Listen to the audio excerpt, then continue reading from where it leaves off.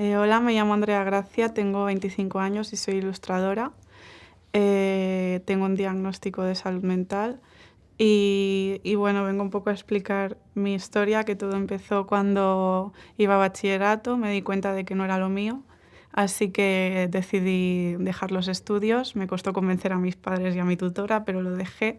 Estuve 6 meses encerrada en casa sin hacer nada. Pero con un pequeño paréntesis, en esos 6 meses hubo una semana que me fui a Menorca con mis padres y mi hermano, y fue ahí cuando me di cuenta que algo en mí iba muy mal, porque todos estaban disfrutando mucho del viaje, y yo me sentía como una impostora, porque yo lo único que quería era llegar a casa y meterme en la cama. Entonces sentía que no conectaba con ellos.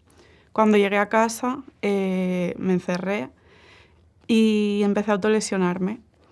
Esas autolesiones, pues, las escondía, obviamente solo las conocía yo, y a mis padres, pues, nunca les dije nada.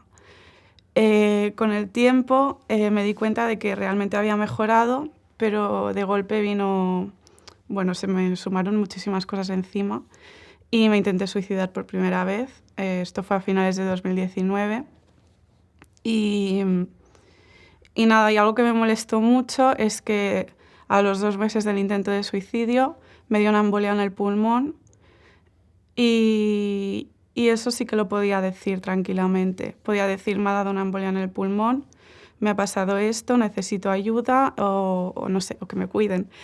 En cambio, cuando me intenté suicidar no podía decir eso, porque yo tenía vergüenza y me daba miedo que bueno, que me dijeran que estaba llamando la atención, bueno, queriendo llamar la atención, porque era algo que ya me habían dicho con las autolesiones.